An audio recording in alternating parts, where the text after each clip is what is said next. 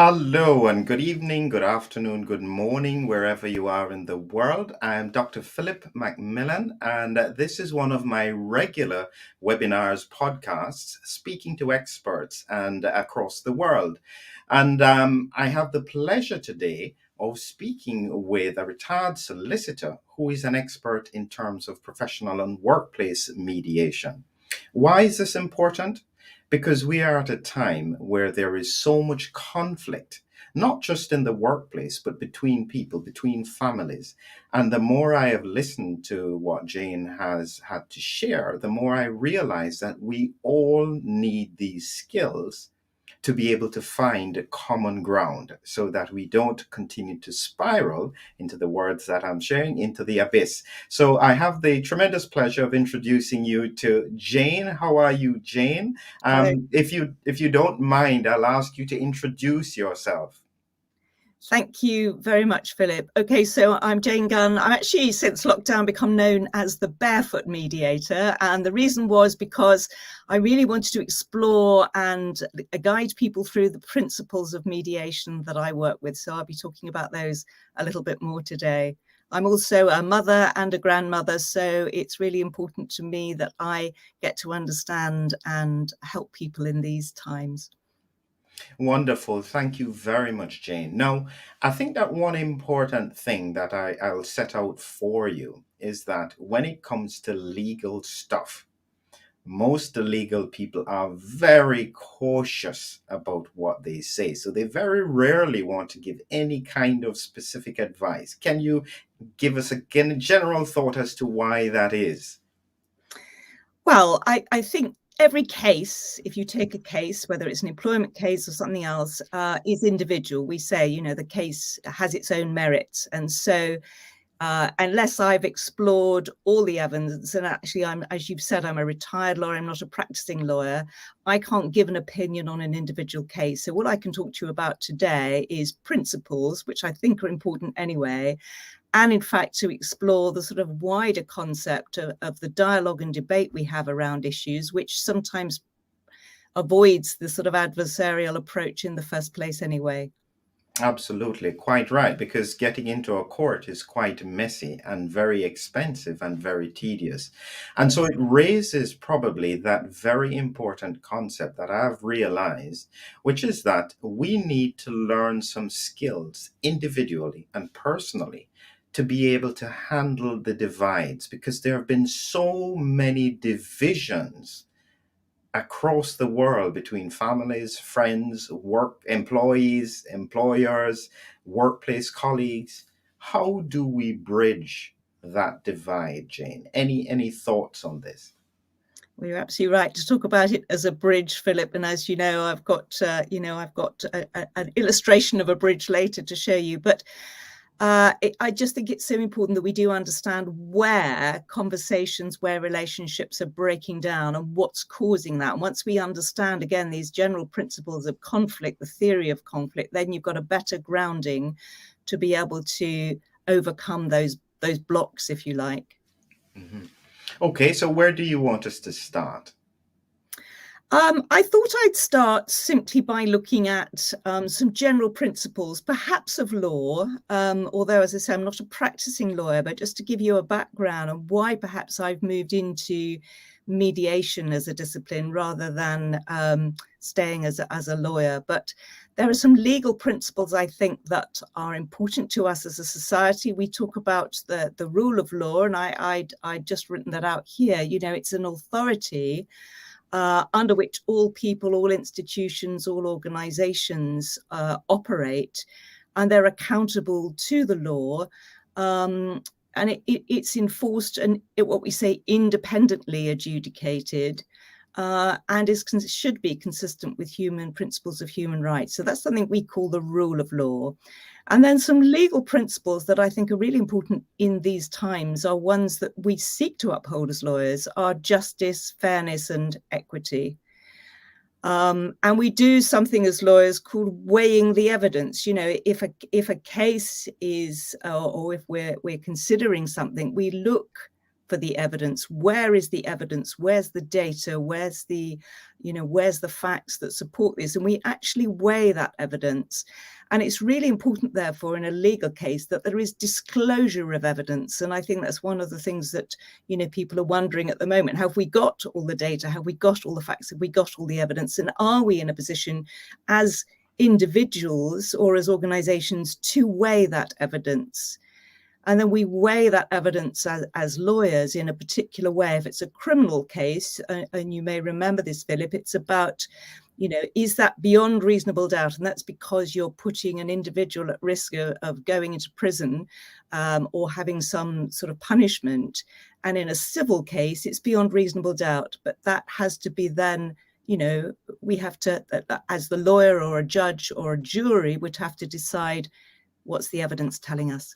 Wow. And so this is where it gets very complicated from a legal point of view. And I take it, based on what you have said, is that we're in a much better position if we can avoid taking that adversarial position. How do we get to that point? So yes, I practice now as a mediator, and mediation is about acknowledging that there is conflict. In fact, there is always conflict. I actually run courses exploring the magic of conflict, because it's something that, and particularly in these times, is happening in our workplaces, in our families every single day. And so it's about understanding how can we apply different principles that open up rather than close down the dialogue and enable us to have difficult conversations. How can we discuss things that over which we really see things very differently? Okay, where do we start? Do you want us to start with that iceberg model? Yes, do start with the iceberg model. So let me I'll just explore some principles of mediation as I did the principles of law. So there's 3 principles of mediation, which are different from exploring principles of law, which are autonomy. What we're doing in mediation is enabling people to make their own decisions, being voluntary. So it's something that you come to without being forced into the process, and self-determination. And we'll maybe talk about those things a little bit more. And I've got another model to show, but this PIN iceberg model comes from, in fact, the Harvard project on negotiation. And there's a book that some people who are with us may have seen. It's called Getting to Yes. It's the seminal book on negotiation. And what it explores and what this model shows us is that where we're usually arguing from is our positions. I believe in vaccination. I don't believe in vaccination. I believe in mandatory vaccination. I don't believe in it. And there's a great divide, as you can see, between those two. And a lot of the techniques we try and use to persuade someone to agree with us actually don't work. Even if we might force them to do something, we haven't necessarily enabled them to see things from our point of view. And people go to court to try and prove that their position is more right than others. But underneath an iceberg is 99%, or 99% of an iceberg is under the water. And so it is with anything over which we disagree. And so under the top line there, you will see that we need to look at the interests and needs. And in fact, that broadens out to say, what are the interests and the needs? What are the fears and concerns? And what are the values and beliefs of all the different stakeholders that are involved in this particular situation? And exploring, understanding, and acknowledging those can help to bring us closer together and to explore more creative solutions. And actually excuse me, my throat drying up, the green triangle there shows us that very often we have things in common. So we have, all of us want our family to be safe. We want our organizations to be safe. It's just the way we see in doing that differs. Where my voice is gone. No, that's fine, Jane. And so it raises that important point that you had said, is that it seems that we have this big divide. The unvaccinated are probably afraid of the impact of the vaccine on their health. Additionally, they are afraid of losing their autonomy. Mm-hmm. The vaccinated are trying their best to get beyond the pandemic, and they believe, or the evidence seems to show, that getting vaccinated is a way to do it.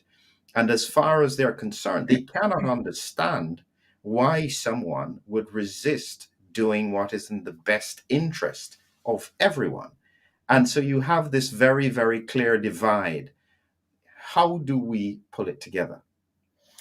I think it's so important that you've highlighted that, Philip, because, you know, it doesn't help to name call, to criticize, to put people in groups and say you disagree with them. You know, we have, you know, somebody, you might say to somebody, oh, you know, you're an anti-vaxxer, for example, or whatever. Calling people names and sticking them in a group doesn't help. We have to look, as you say, beneath the surface and understand what's actually going on and how we can pull it back. So I think perhaps we look at the next slide, Philip, which explains why conflict actually escalates.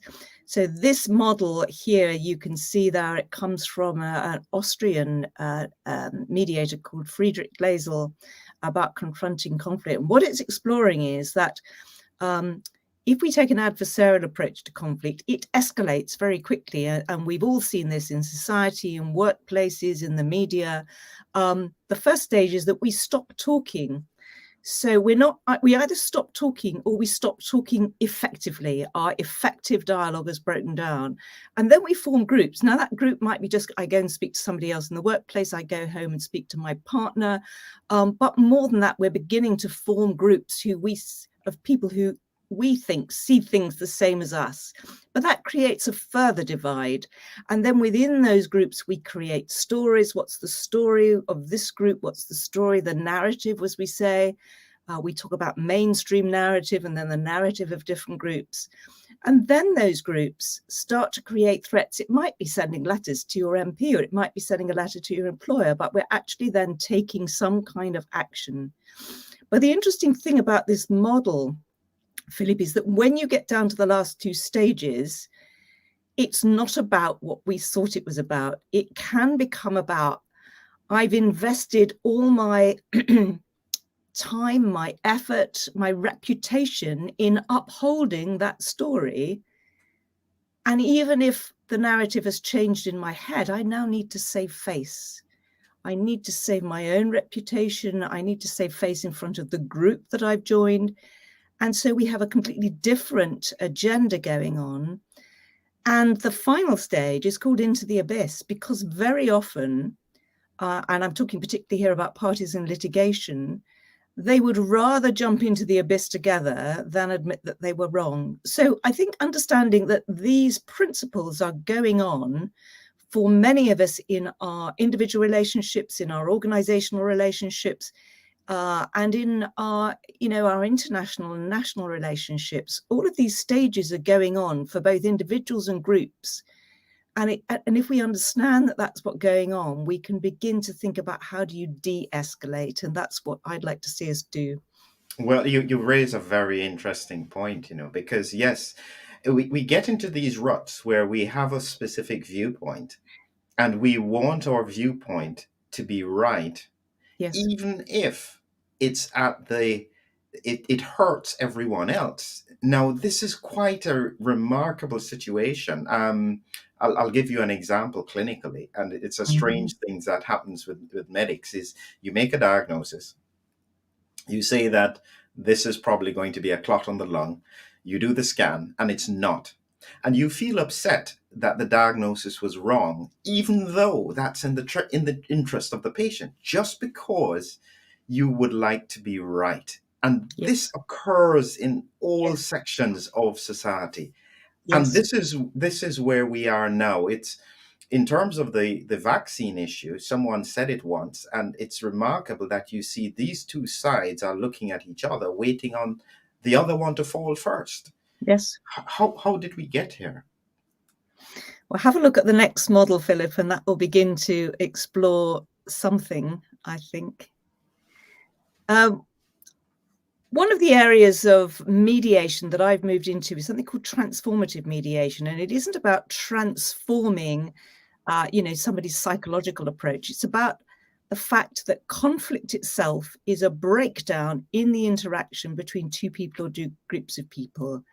And what happens is what you see in this diagram here. On the left-hand side, when somebody is feeling weak and vulnerable, which often people do when they're in conflict, because, as Philip said, they don't want to be proved wrong, even if they've got a niggling doubt that perhaps they are, they become what you call self-absorbed. We talked about stories, but when you are in that state, yes, ego and pride, I see that popping up. You really are so self-absorbed in your own story, you can't see beyond it. You're certainly not looking at the other person.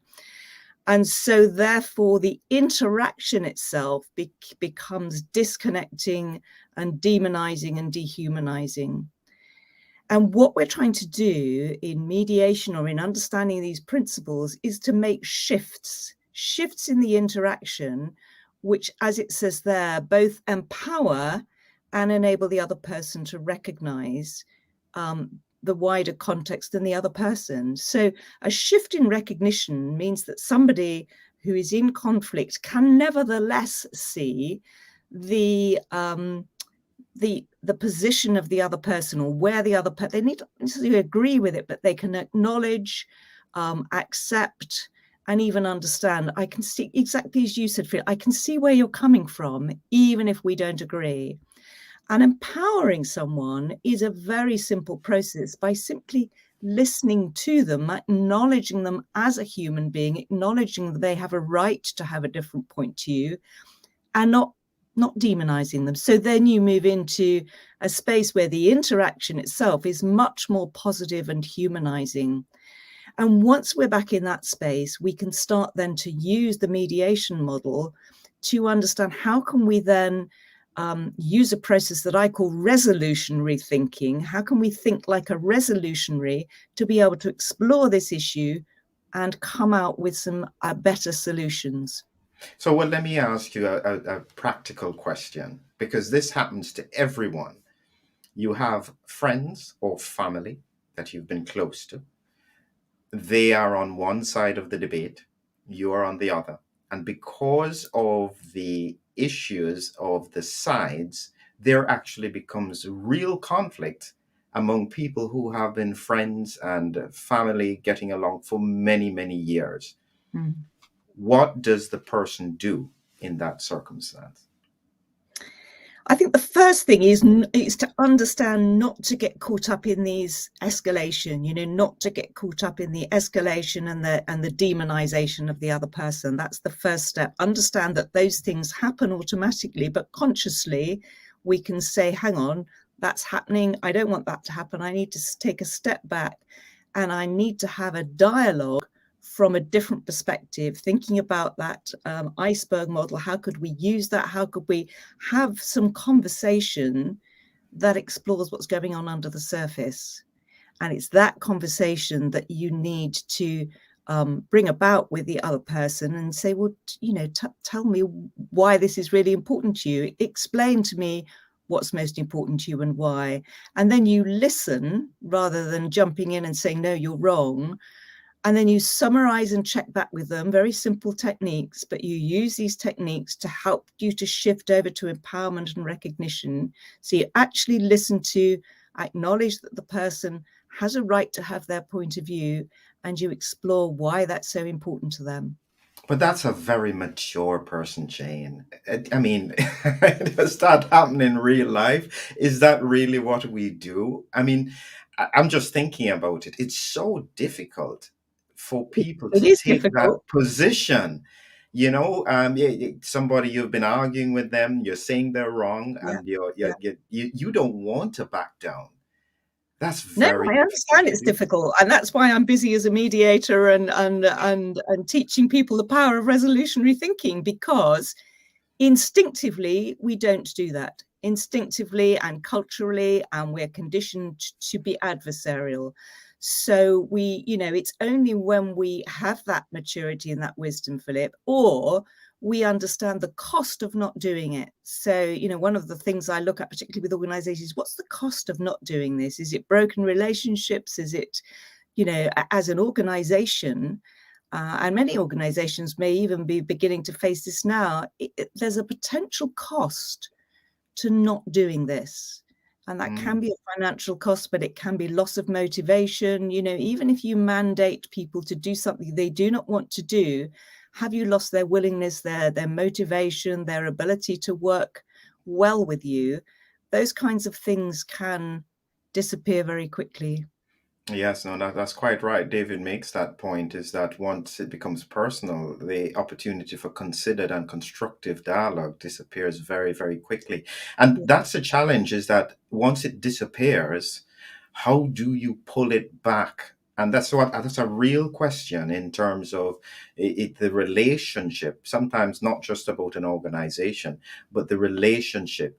How would you, with your expertise and your experience, with the cousin that you've been close to for a long time, you've got into this huge argument about vaccines and not vaccines, mandates, and so on. They're not even speaking to you again. What are you going to do? Are you going to reach out to them? Yes, I would personally, Philip. And I think the answer is that there are, again, various techniques that you would use as a mediator to make space. So the first thing is to think about, have I got space? Can I make space for this conversation? Can I make space in time? Can I find an appropriate space to have it? If you suddenly just end up arguing in the kitchen when you're about to have supper, or you're about to go to bed, or over the phone. So the thing is, I know we're not all meeting face to face, but as much as possible, you need to have a very interpersonal conversation. If you can meet with that person, but if you can meet with them at a place or a time that you both choose, perhaps say, we need to talk about this thing. It's causing a rift in our relationship. Can we make a time? Where would you like to meet? Maybe even meeting outdoors, I find, can be a really nice environment for chatting or walking along side by side. But that's the first step, is, make space and time and think about the environment and how you're going to do that. And then think about some of these principles and how you would sort of start the conversation. I have a saying which I call the power of 10.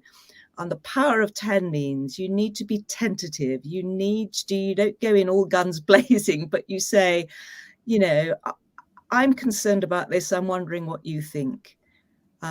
It's using that kind of language, and that simple phrase, I'm wondering what you think, is giving power back to the other person, because the next word is theirs, not yours. Does that make sense? It makes sense. So what you're saying is, and I take you back to this diagram, if the person is already in the abyss, in the sense that they are not speaking to each other anymore, that relationship has broken, are you suggesting therefore that they need to step into the abyss to reach out to them?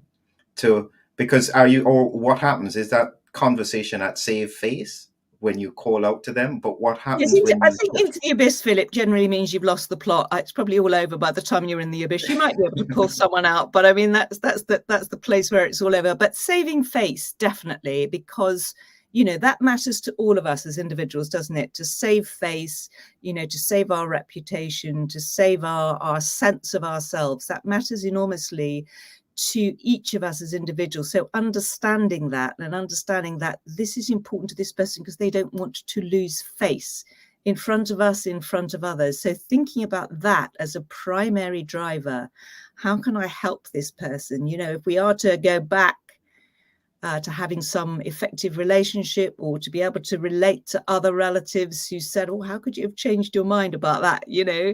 We've got to think about what's the narrative for us that enables us to get back up that escalator. It raises a question, Jane, that when I reflect on certainly what I saw in the US with regards to the politics between the Democrats and the Republicans, where would you put these vaccine issues? Is it equivalent, just a little bit less, or a little bit more, do you think? So I don't understand the question there. Meaning that there have been so many sides. I'm just thinking about what happened in the recent elections in the US, where you had these very strong sides, one supporting Republicans, the other one supporting Democrats, and it Yes, actually caused rifts in families. Do we yes. see a very similar pattern? Is it even worse with regards to what's happening with vaccines? That's the question.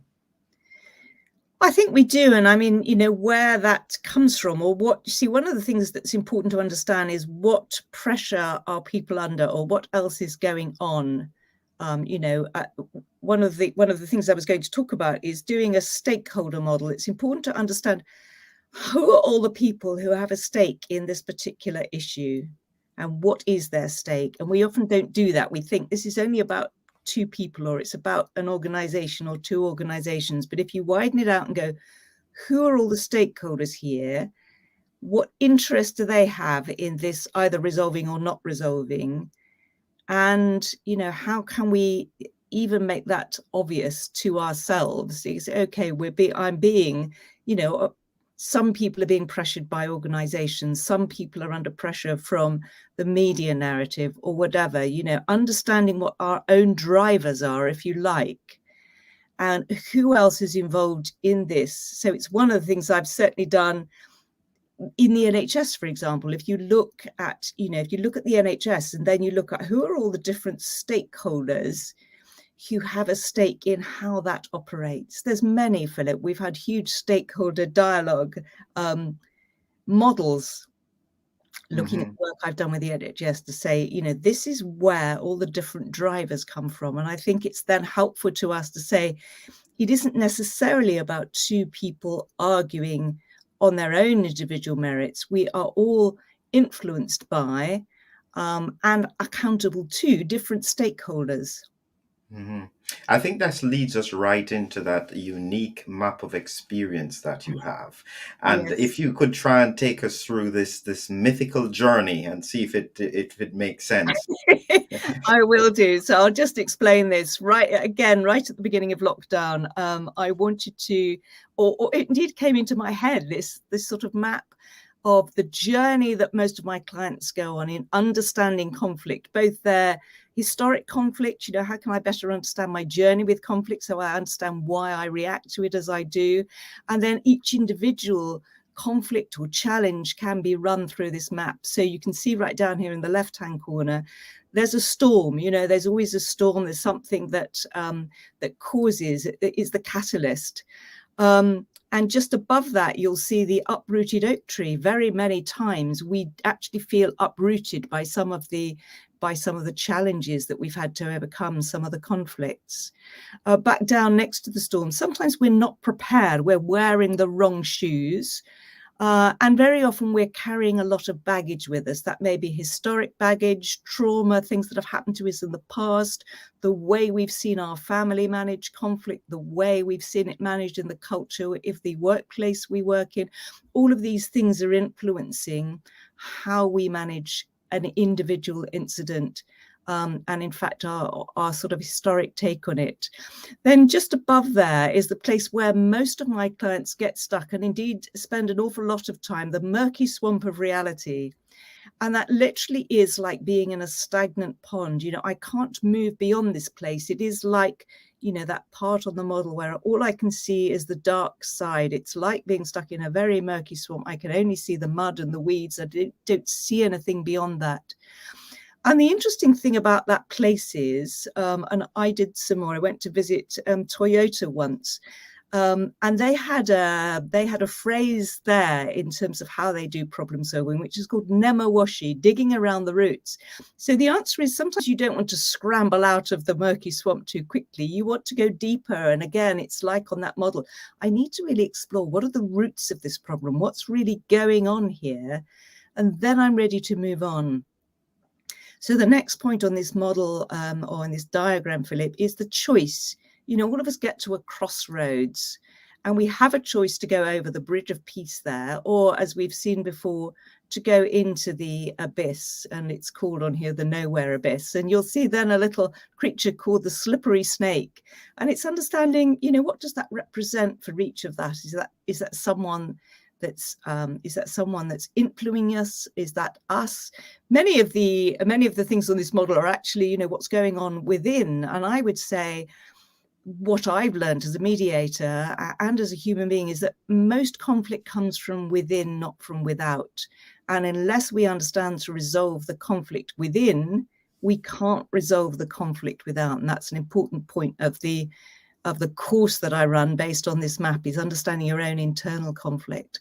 And then we get, there on the right-hand side, Philip, is the dragon of doubt. And, that can be small or large in terms of how that influences what we're seeing. What doubts are we having about our own ability to resolve this, about our own ability to move forward? So the dragon of doubt can be something that holds us back. And then the final part on the journey is beginning to climb to the mountaintop of experience. Now, that really represents the ability to see this problem from a wider level. I talk about the difference between linear thinking and lateral thinking. And lateral thinking is when you can look at a problem with a very much wider scope. If you think about, you get to the top of a building, or you get to the top of a mountain, suddenly you've got a 360-degree view. You can see much more what's around you, what else is influencing this. And of course, for all of us, the journey up the mountain is never straightforward. Sometimes we're hanging onto a ledge or sliding back down again. It almost is like snakes and ladders. So that's the model briefly. Just one other thing to mention there, Philip, is right up in the left-hand corner there is a compass. And the compass represents, for me, the mediation process itself, the process that I would take clients through in learning to be resolutionary thinkers, or in actually resolving a conflict if I was mediating. So the N stands for now. What is it? What's the issue? What's the problem as it presents? Then the E stands for let's explore further. Let's explore from our own individual experiences what's actually going on.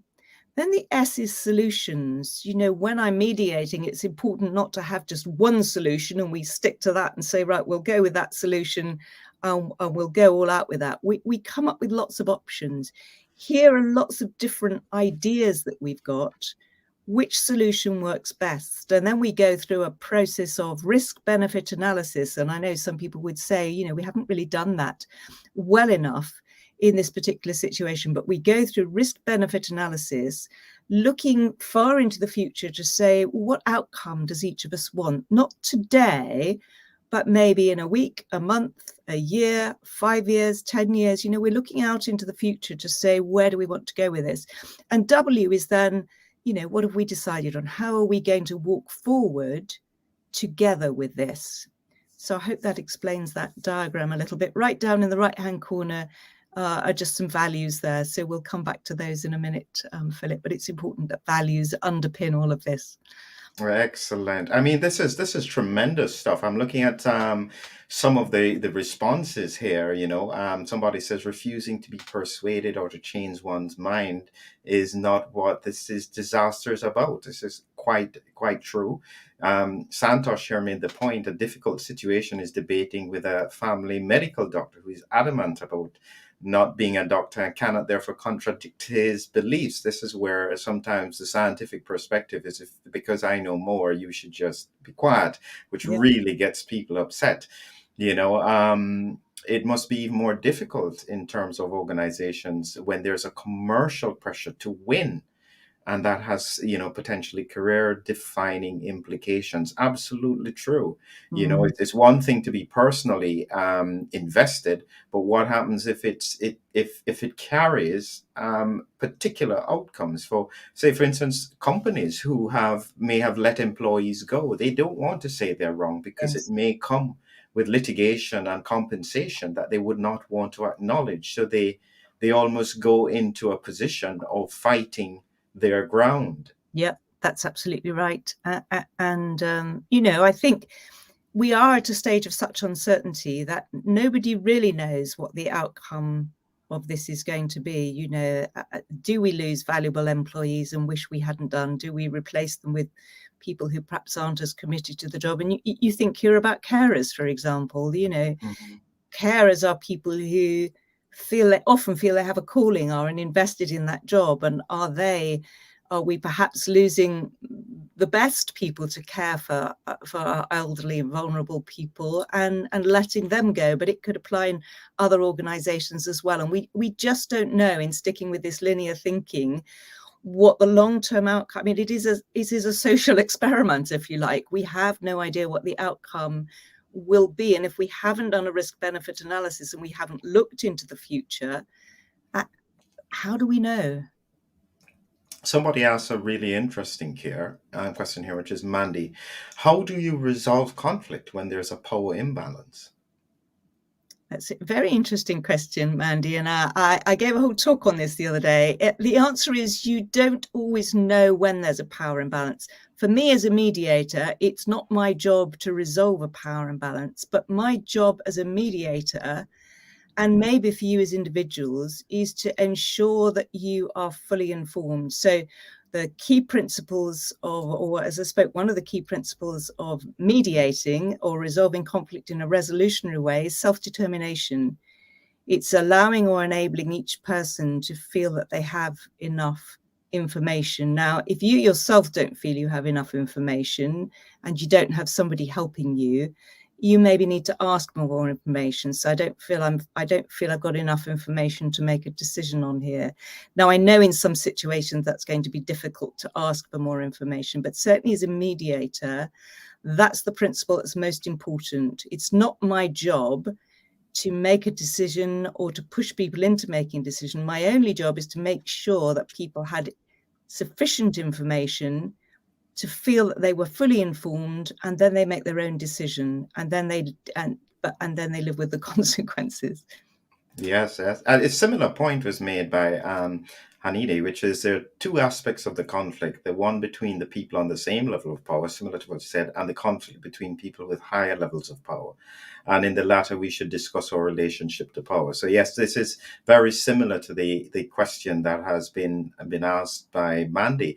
And it leads us to one of the problems with regards to the main thing that draws people to the conversation is about the employee-employer situation with regards to vaccine mandates. And there is no easy answer to that, because the employer will say they're following a directive from government. Yeah. But who is holding the government to question? The government is influencing public policy. Who is holding them to question? And then public policy is influencing the employer, who is then following through on something that has a direct impact on the employee. And you're quite right, could have long-term impact on how that employee looks at the employer. Yeah. So coming back to that little diagram, the thing at the bottom of my model there, one of the things I think we're lacking in society, so it's that little signpost which says listen, learn, love, and laugh. One of the things we're missing in society, in some organizations, even in families, is an understanding of what are our core values, and not only what they are, but what they mean in practice, in action. And part of the reason this is a map is because I encourage people and organizations that I work with to think about having a manifesto and a pledge. And that means being very clear what our values are. Now, I think, every political party presents us when they're being elected with a manifesto, but they don't often absolutely promise that they will stick with those promises, and we often feel that we haven't been honored with the keeping of the promises. But it's really important in these particular times when we're thinking about, so where do we stand on something, but what are our values? Is our value, for example, one of transparency? I wrote down 3 here, which I thought were quite interesting. Transparency, do we feel that we are having all relevant information shared with us, or am I sharing all the relevant information that I have, including my thoughts and feelings? Curiosity, am I genuinely interested in hearing what you think, or am I just waiting for you to stop talking so that I can beat you down again? So curiosity could be an important value. And thinking about compassion. Compassion means I'm not going to judge you. I'm just interested to know and to learn and to find the way forward. So thinking about, what might be some core values. And even at the beginning of a conversation, even with your cousin, you could say, hang on, let's treat this conversation like this. Let's not fall out with each other. You could have something very simple, some very simple ground rules, values, whatever you like to call them. And whenever I'm mediating, again, I ask the people in the room to say, what would you like? How do you think, this is the question, Philip, how do you think we could have this conversation most effectively? And what do you think might stop us? And if somebody says, oh, will you always shout me down? Or, then you say, well, what would you like me to do so that that doesn't happen? So that, in effect, is creating these values, these ground rules that you ask each other, how would you like this conversation to go, and what might stop it from going that way? Therefore, what shall we do? Or what signs shall we have if we feel it's all going off the rails? And then we might take a break and go for a coffee or whatever. It's just some simple things like that. Mm-hmm. So yes, somebody says living genuinely one's core values fuels positive change. Very, very true. And somebody else says by making yourself vulnerable and talking about the importance of and for the other person, show you're genuinely concerned and concerned out of love for that person. Focus on themes that you share and show that there are similar discussions that you agree on, then come back and explore them together. Yes, right on point. You'd say that's just almost exactly what you would be doing. And I think that leads us right into your steps in resolutionary thinking. Is that a Yes, good that's way? it. I say, Philip, let's be a resolutionary, not a revolutionary. Yeah. So I'm teaching people the power of resolutionary thinking. And here are the steps. Have you accessed all the relevant knowledge and data? We need to know that. Were you, or to know that you were, fully and independently informed? Did you weigh all the evidence, as I talked about, without feeling that you were coerced? Did you apply your own values and criteria? I learned this particularly working, chairing a board, that sometimes we would make decisions and I'd say, on what criteria are we making this decision? And people couldn't answer that. So I think sometimes we haven't even decided on what criteria are we making this decision. Did you consider all the potential consequences? Did you decide based on all of the above?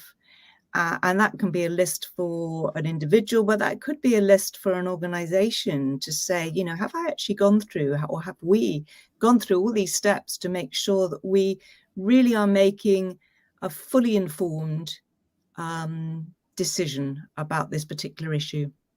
Mm-hmm.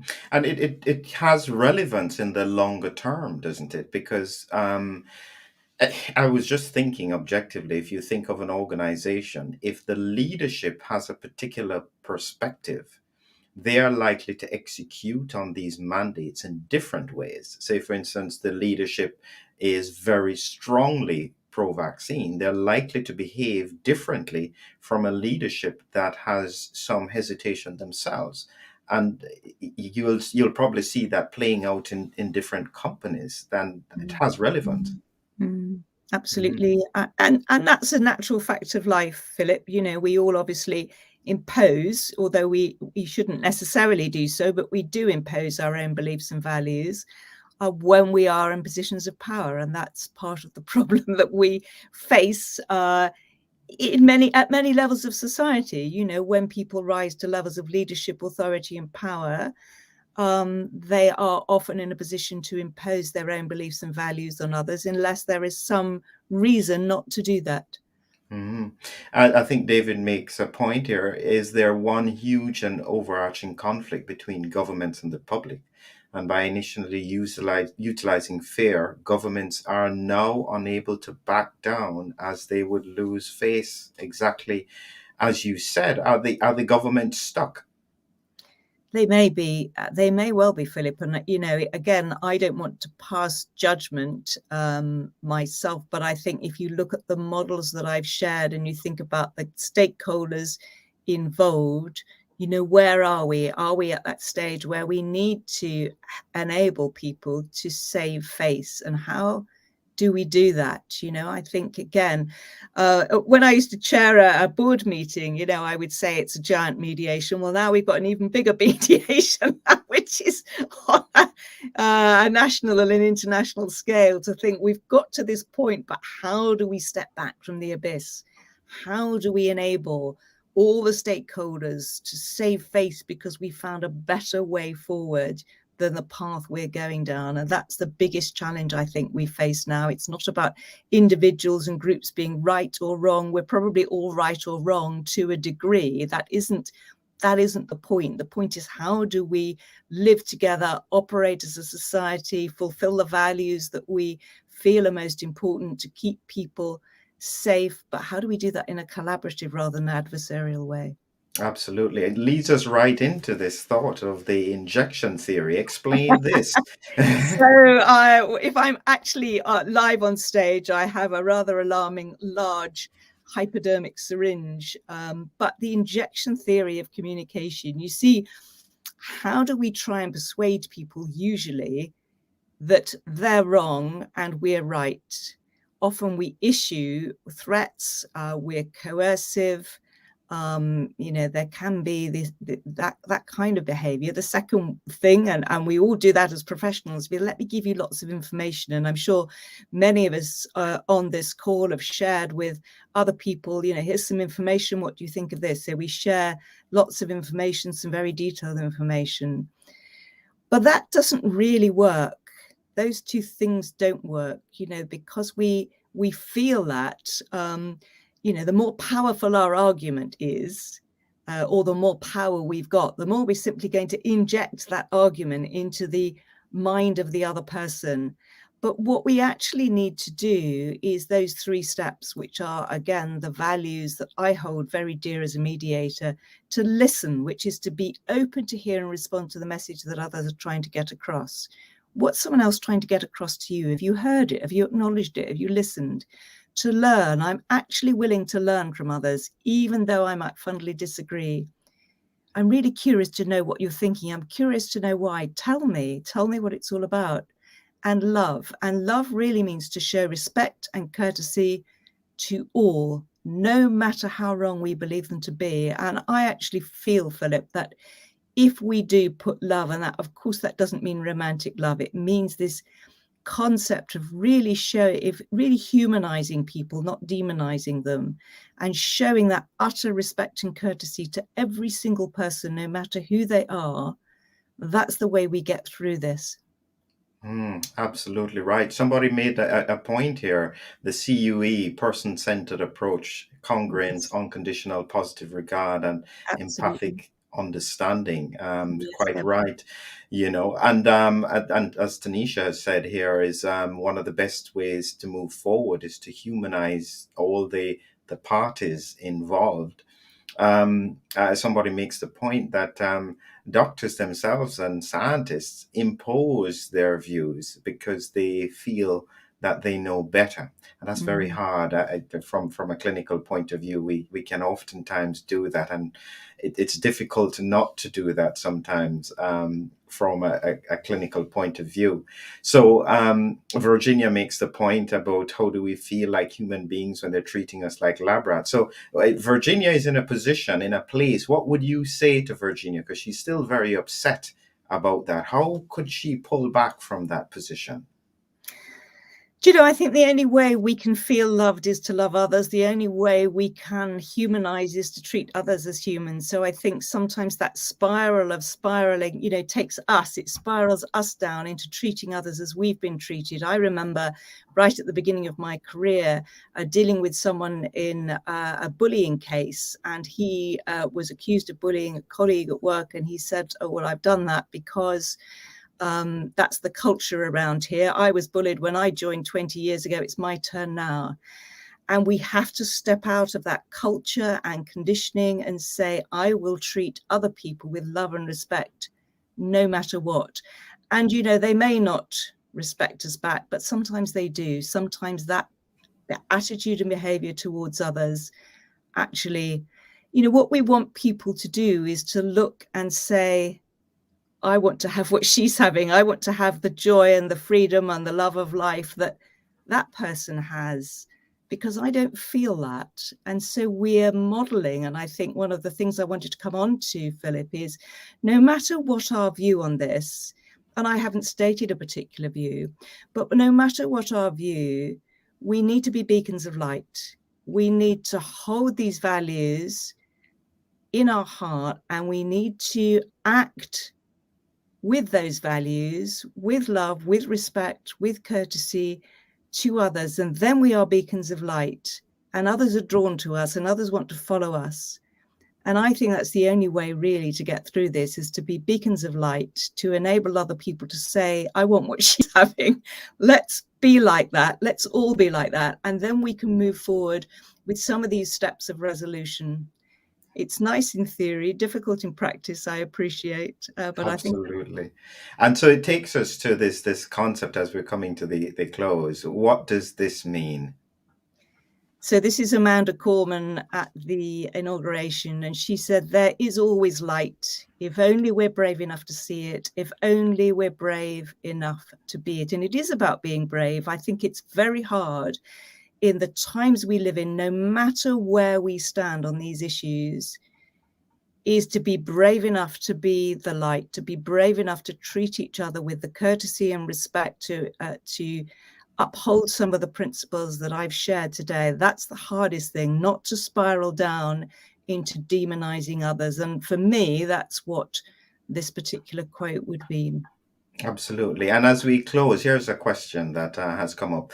What are your thoughts about leaders unable to apologize when they are wrong?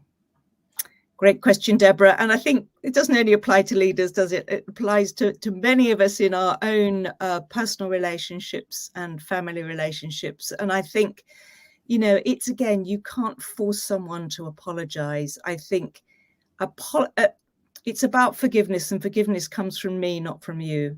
I forgive you.